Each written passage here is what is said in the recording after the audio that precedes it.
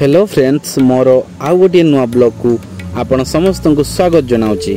आज आम बुली जावा भुवनेश्वर आउ एक पुराना मंदिर जहाँकि ब्रह्मेश्वर मंदिर ना रे परिचित अटे। आसंतु जीवा ब्रह्मेश्वर टेम्पल। यह भुवनेश्वर रे टंकपाणी रोड निकटस्थ ब्रह्मेश्वर पाटणा ठारे अवस्थित अटे। वर्तमान आमे मंदिर को प्रवेश करुचु। आपण माने देखि पारुथिबे ए होची ब्रह्मेश्वर टेम्पल। आउ जानिबा ब्रह्मेश्वर टेम्पल विषय किछि रहिथिबा कथा।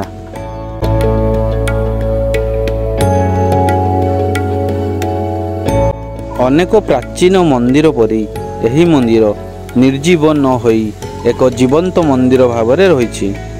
एठाकू भक्त माने मुख्यतः भगवान शिवंक आराधना पई आसीथांती। तेबे एठारे तांत्रिक उपासना पाई मध्य देशर अनेक स्थानरू तांत्रिक माने आसीथांती। एठारे थिबा चामुंडांकर भयंकर रूप धारण करिथिबा मूर्तिरू एठारे तांत्रिक उपासना बहु कालरू चालुथिबार प्रमाण मिले।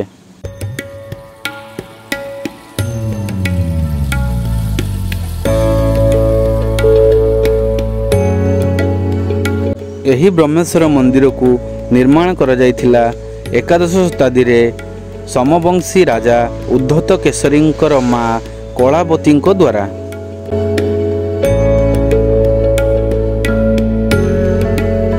मंदिर चतुर्पार्श्व आपण माने देखि पारुथिबे सुंदर सुंदर घास गालीचा सहित सुंदर बगीचाटिए रही अछि।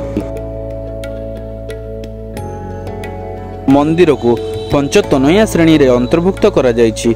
मुख्य आस्थान सह चारि दिगरे चारिटी सहयोगी आस्थान मध्य रही अछि।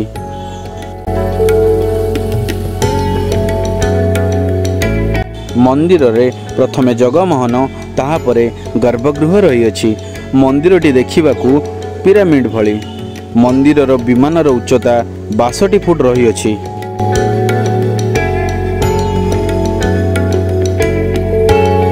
एही मंदिरर निर्माण कलारे बहु आगरू निर्मित मुक्तेश्वर मंदिर सह बहुत सामंजस्य दृष्टिगोचर होता है। जदि मोर मुक्तेश्वर मंदिरर ब्लॉग को आपण माने देखि नाहंती ताले निश्चित भाव में आपण माने देखंतु। ताहले ए मंदिर सहित ताहार कोन सामंजस्य रहिछि आपण माने जानि परिबे।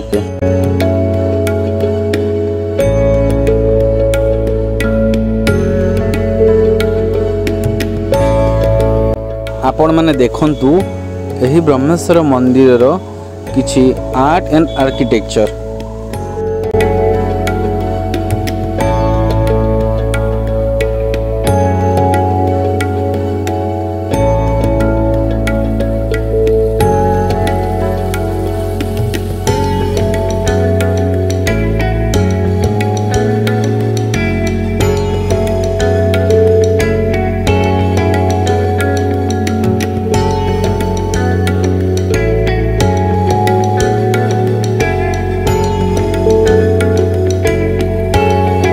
आपण माने देखि पारुथिबे ए मंदिर रे कला और स्थापत्य बहुत सुंदर भाव रे गढ़ा हेछि।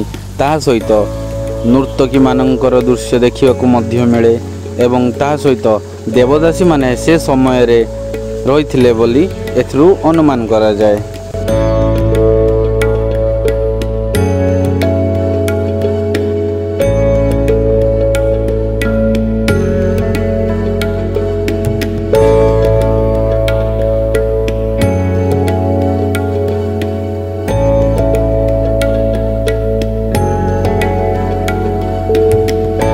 आपण माने देखि पारुथिबे ये होची ब्रह्मेश्वर मंदिर। ब्रह्मेश्वर मंदिर बाहर सुंदर बगीचाटे रही अछि जहाँकि पर्यटक माननकू आसीबाकू आकर्षण करिथाए। मंदिर भीतर को आपण माने प्रवेश करू करू आपण माने देखि परिबे मंदिर सामना रे देखा जीवो नवग्रह मानकर प्रतिमूर्ति। एही नवग्रह प्रतिमूर्ति आपण माने देखियाकू पाइबे राजारानी मंदिर रे मध्य। जदि आपण माने राजारानी मंदिर देखि नाहंती मोर पूर्व रे थिबा राजारानी मंदिर रे ब्लॉग को देखंतु। आपण माने देखिले ब्रह्मेश्वर मंदिर। जदि मो वीडियो आपण मानकू भलो लागि थाए ताले निश्चित भाव में मो वीडियो को लाइक करिवे, कमेंट करिवे, शेयर करिवे। आउ हां सब्सक्राइब करने को जम्मारू भी भूलिबेनी। धन्यवाद।